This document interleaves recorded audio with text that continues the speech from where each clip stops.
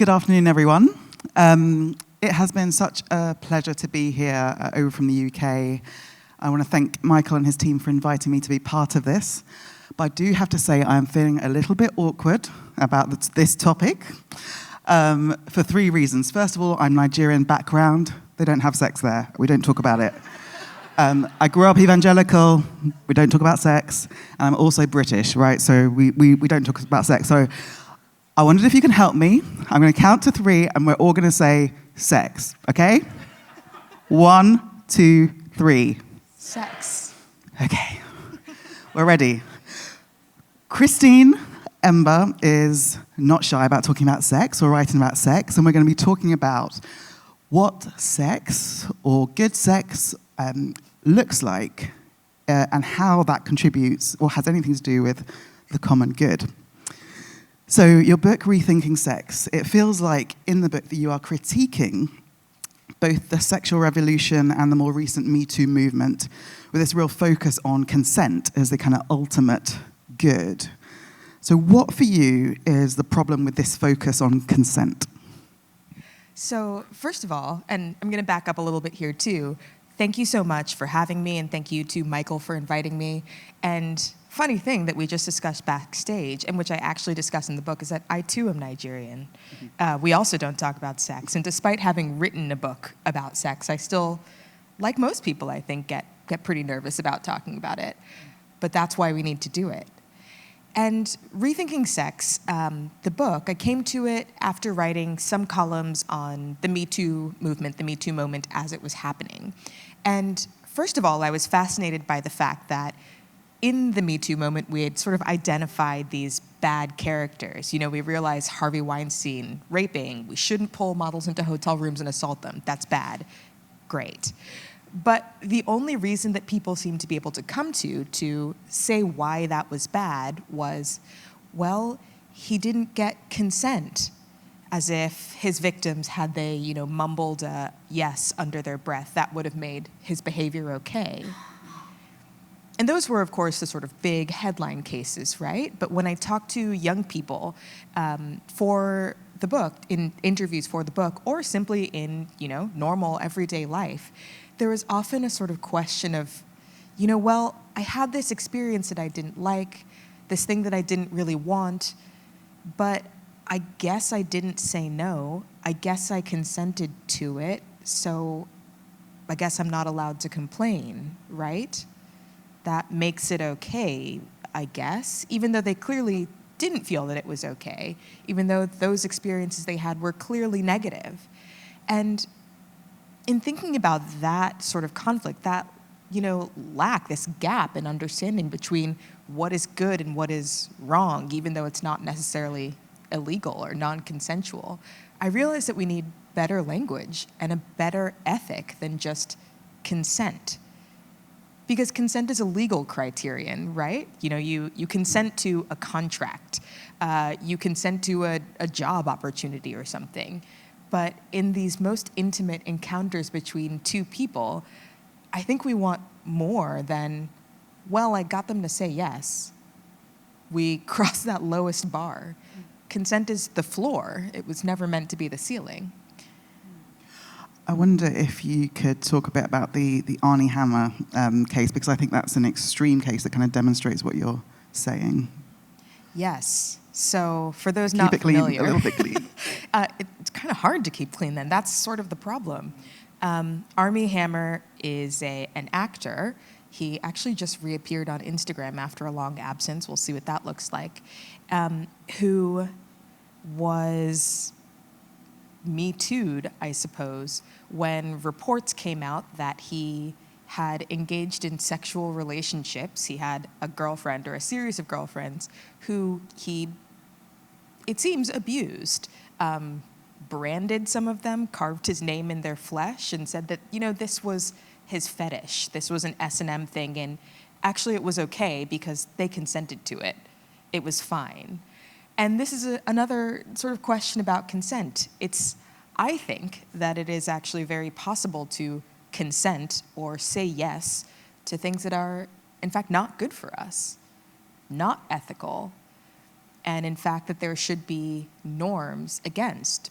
But again, this idea of, well, with consent everything goes, seems to undermine this idea that we could have a moral sense of what is right and what's wrong, what we should engage in that makes us a better person, that makes us treat others the way that they should be treated. We should actually think about those questions, not just, again, did they get the yes or the no?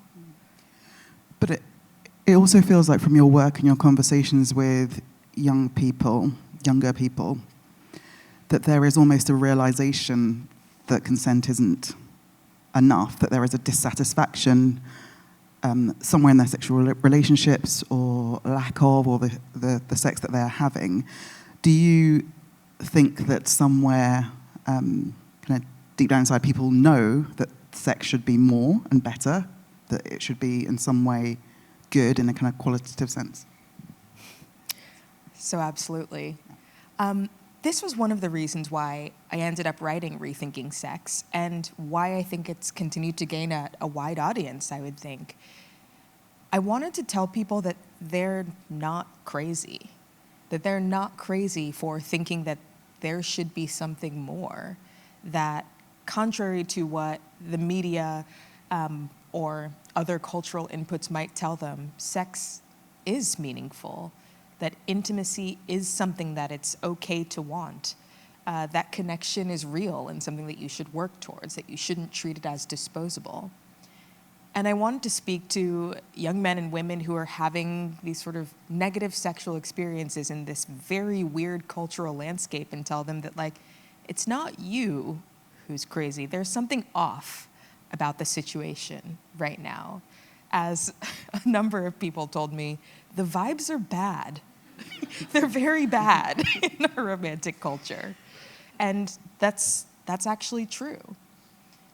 One of the things that I found when I was talking to people for the book, when interviewing them, the first question that I would ask really is, what is sex to you?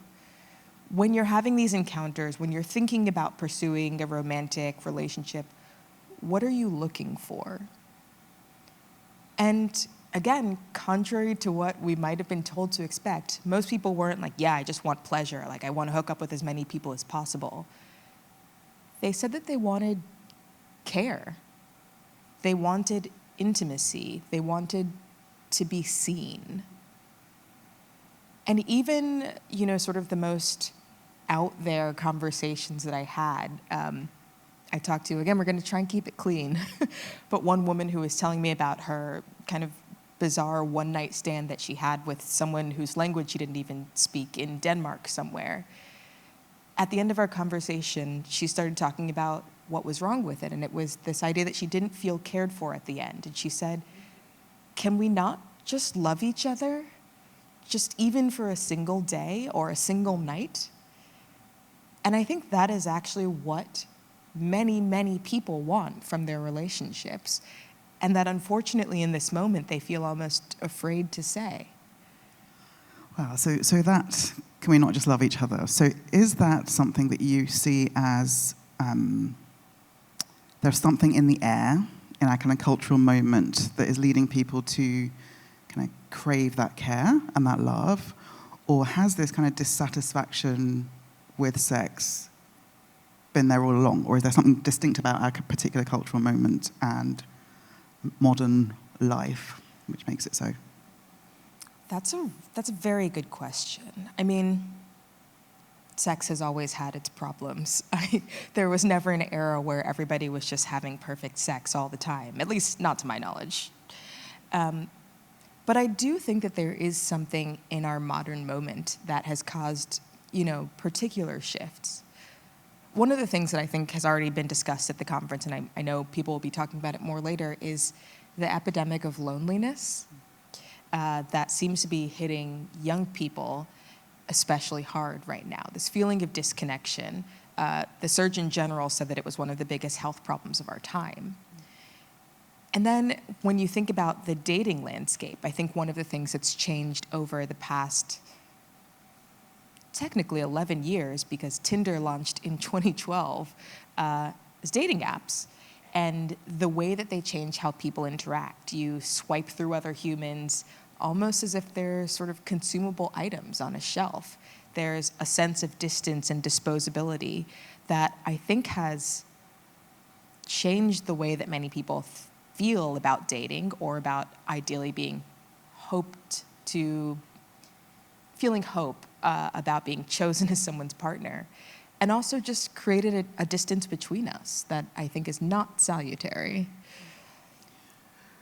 So not everyone is having the same experiences. There are particular gender differences that I want to kind of touch on. You wrote a really excellent, I found really challenging essay on men. Men are lost. Here's a map out of the wilderness. Sorry, men.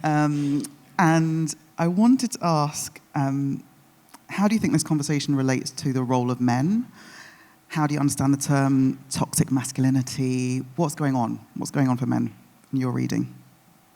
Yes, my editor tells me and told me when I was sweating over every chapter in this book that writers write the book that they need to read themselves. So I guess I wrote a book about sex and then I wrote an essay about men, and I'm not sure what that says about me. Actually, I'm kind of sure, and it makes me a bit nervous.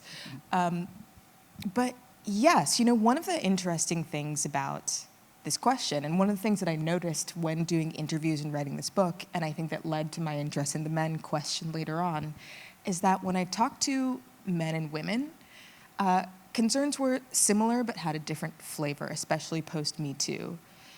Women, I think, had very specific concerns, often related to questions of consent and ethics and what they felt pressured to do. Men just seemed kind of confused. They weren't sure what they were allowed to do, what they shouldn't do, what they were supposed to do in the Me Too moment. In the book, I relay one conversation that has just stuck itself in my mind, where I'm talking to a young guy about, have you ever thought about asking out a coworker in person or asking out someone? And he said, asking someone out in the office, that's like handing them a loaded gun. It's too dangerous. There was this confusion about what role they were supposed to play or were allowed to play in this moment. And I think that extends to more than just romantic relationships. We're in a very quickly changing social and economic climate where women are surging ahead and men are, in many ways, falling behind. Throughout a 4 deaths of despair are men. There was a huge drop-off in college enrollment and completion during the pandemic. We found out that 70% of those who dropped out were young men. The economy is switching from sort of strength and labor jobs to sort of social contact jobs, which tend to favor women. And yeah, a lot of men feel like they don't know where they fit anymore and are searching for a vision of what it means to be a man, of what masculinity might look like. And I think most people are attracted to a positive vision. But a lot of people, and I think the sort of centrist and progressive spaces, aren't really offering a positive vision so much as a negative vision. This is toxic, masculinity is toxic, or men shouldn't do this. You need to be more like your sister, sit back and be quiet.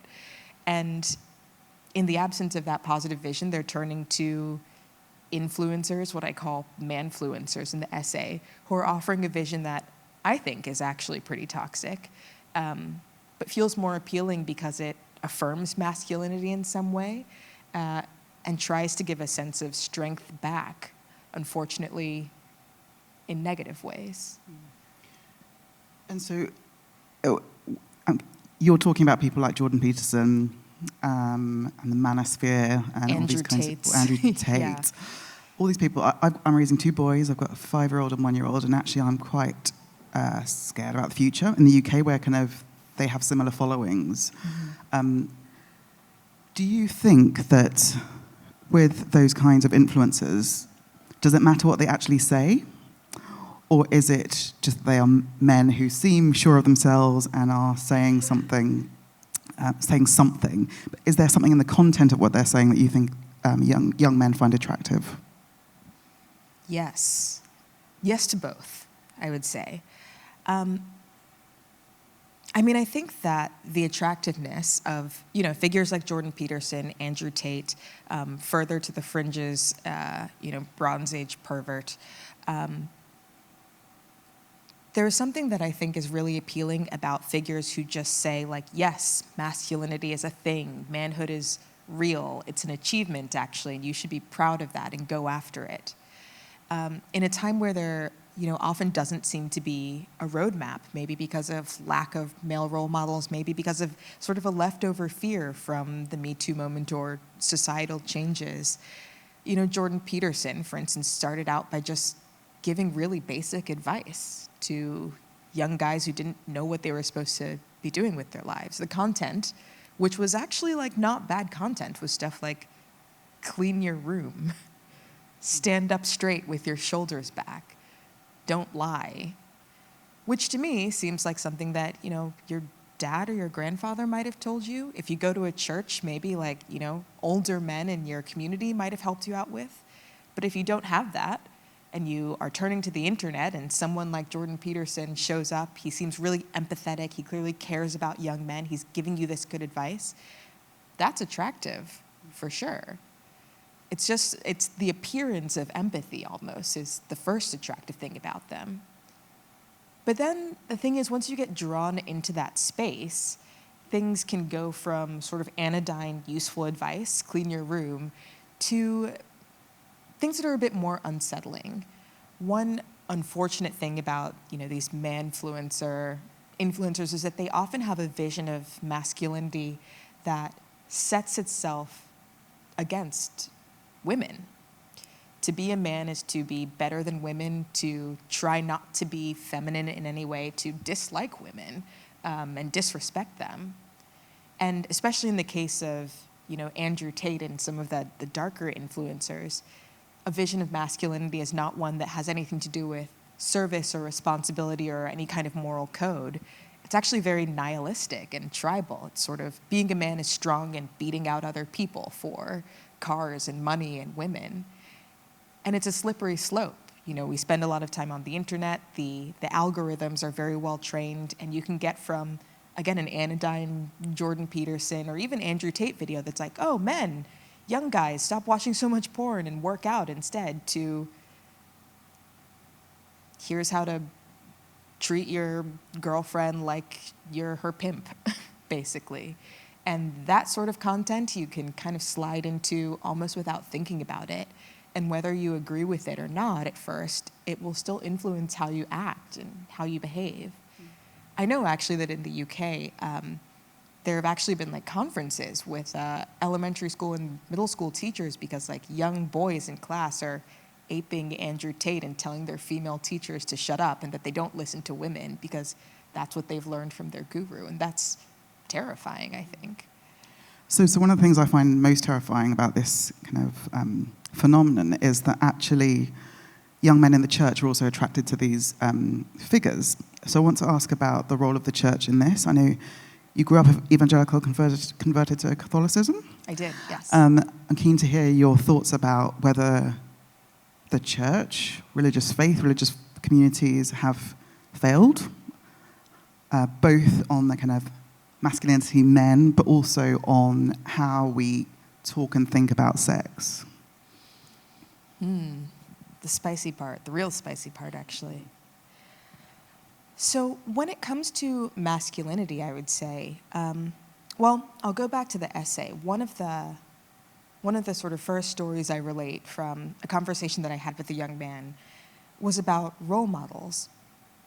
And he's a grad student in Ivy League university, and he was saying that, sometimes young men come to him for mentorship.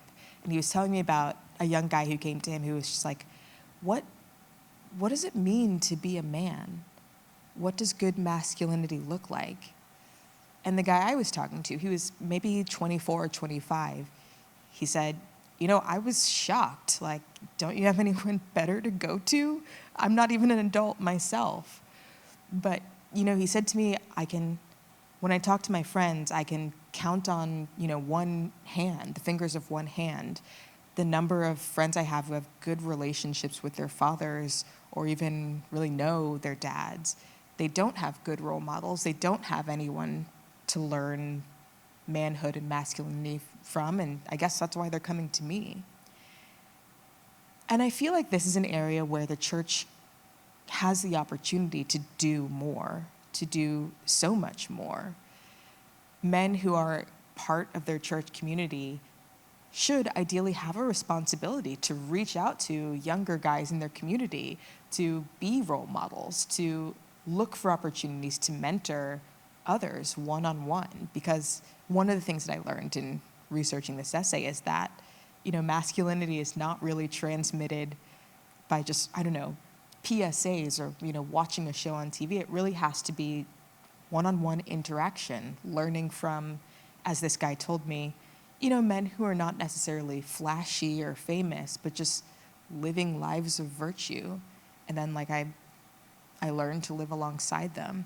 And I think that in a time of loneliness and disconnection, the church could be doing so much more to foster those relationships and make it clear that that's the responsibility of their members.